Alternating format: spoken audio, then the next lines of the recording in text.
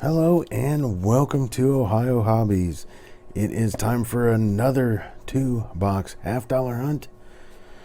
We are going to be looking for silver first and foremost.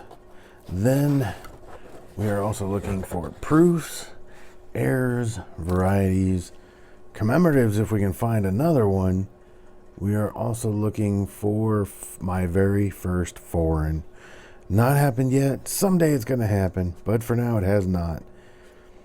And there you see the top of this one. I'm going to get it out, set it up back there in between the computer and the searching mat, and then let you know for each and every find I will bring you along. Once that box is done, I will search this one, bringing you in for each and every find along the way.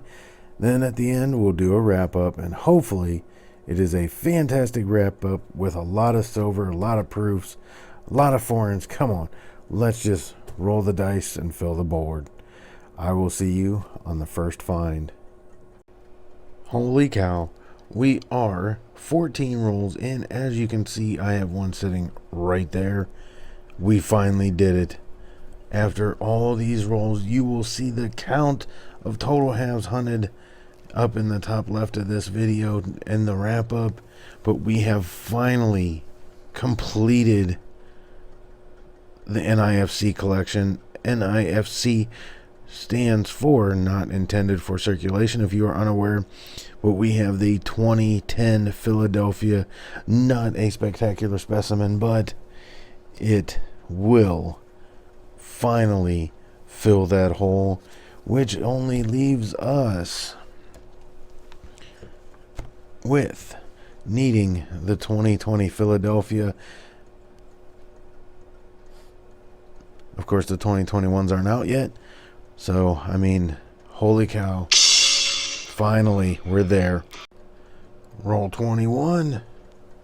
We get another NIFC 2011 out of Denver. Roll number 39 of box number 1. We're going to add our third NIFC, a 2004 out of Philadelphia.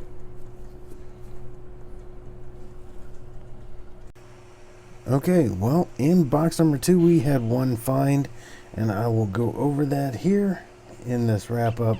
But let's go ahead and take a look at what we got out of the first box, which you just seen. We got a 2010 Philadelphia, which does fill a open spot in the book, leaving us only needing a 2020 Philadelphia.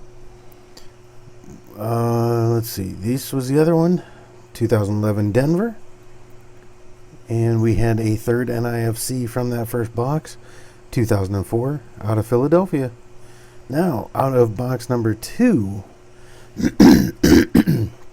excuse me, out of box number 2, we have an 84 Denver, which under the camera it doesn't look that great, but it is a very nice looking coin.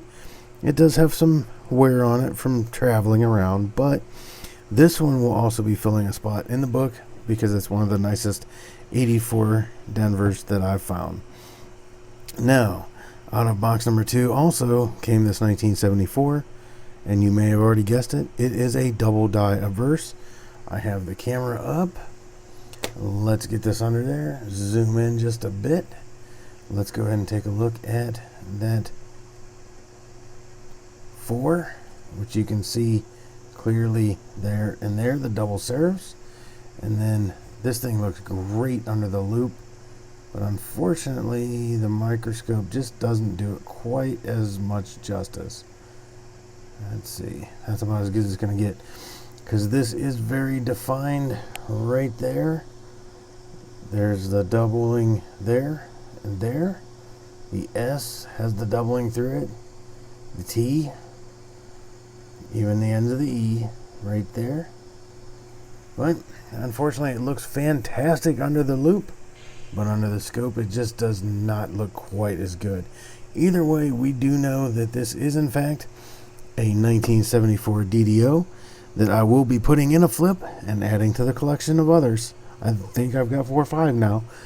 So that is the end of this hunt. I appreciate it. If you would give me a thumbs up, If you are not a subscriber, please consider subscribing to this channel and turning on that bell notification. Where you're notified each and every single time I host a video and you never miss anything. We have a bunch of stuff coming up as soon as the weather breaks. It's going to get busy in Ohio. Okay, that is it. I want to thank you very much for watching. And as always, get your hobby on.